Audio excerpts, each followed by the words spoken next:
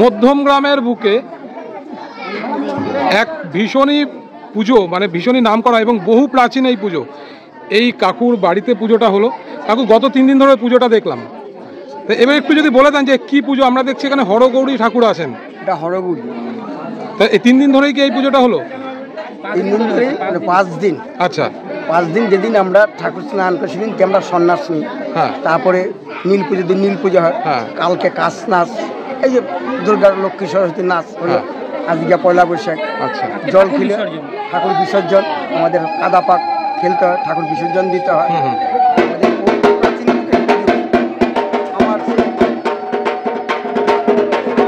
আমার বাপ ঠাকুরদা তা 800 বছর পেরিয়ে গেছে পুজোর বয়স। 800 বছর, মানে আগে বাংলাদেশে হয়েছে। বাংলাদেশে হতো পরম্পরা, আমার ঠাকুরদা করে এসছে, আমার বাবা করে এসছে। হ্যাঁ। এখন আমরা করছি, আচ্ছা, যতটুকু পারছি আমরা করছি।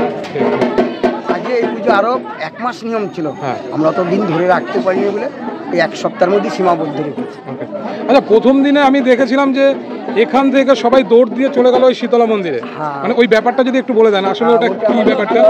আমাদের এটাকে হাজরা পূজা যাকে বলা হয়। হ্যাঁ। 31 কোটি দেবতার ভোগ দেওয়া হয় ওখানে। আচ্ছা। অর্থাৎ আমরা এখান থেকে সেই চালান দিতে হয়, চালান দিলে ভর আসে। আচ্ছা। ভর আসলে পরে আমাদের যে নিম বা গজাল মাছ পুড়িয়ে ওই আমাদের শ্মশানে নিয়ে যেতে হয়। হ্যাঁ। ওখানে গিয়ে এখান থেকে ভর আসলে তাকেও নিয়ে যেতে হয়। আচ্ছা। ওখানে পুজো টুজো করে সেই ভরকে রিটার্ন নিয়ে চলে আসতে হচ্ছে। আমাদের গজাল মাছ লাগে, ওখানে পুড়িয়ে নিয়ে তো শ্মশানে গিয়ে পুজো দিতে হয়। ঠিক। শ্মশান থেকে আমাদের এখানে চালান দিচ্ছে, যে ভর আসছে সে চলে যাচ্ছে শ্মশানে। ওখান থেকে তাকে আবার রিটার্ন করে বাড়িতে নিয়ে আসতে হচ্ছে, এনে তাকে ঠান্ডা করানো হচ্ছে। আচ্ছা, এই পুজোতে ভয়ের কোনো ব্যাপার থাকে কি? কোনো ভয়? ভয় না, ভয় তো আছে। আচ্ছা। একটু অনিয়ম করলে তো ভয় হবে। সন্ন্যাসী মানে নিয়ম নিষ্ঠার পুজো। হ্যাঁ। আমি যদি অনিয়ম করি তাতে আমার একটু সাধারণভাবে আমাদের এই পুজোয় কারোর মাছ ফাছ খেলে কারোর ঘরে ঢুকতে পারবে না, ঠিক। কারোর হাতে 1 গ্লাস জল খেতে পারবে না।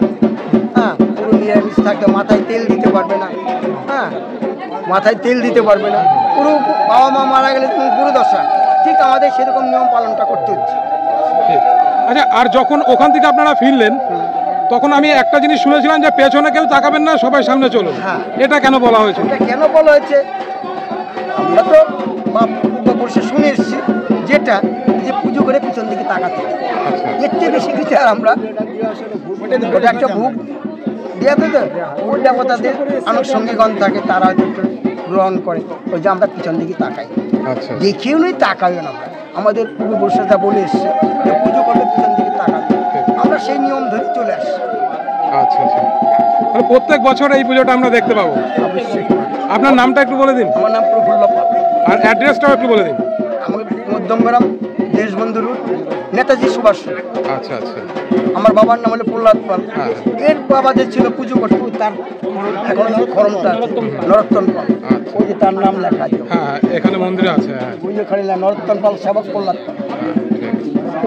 ঠিক আছে, ভালো থাকবেন আপনারা সবাই, সুস্থ থাকবেন।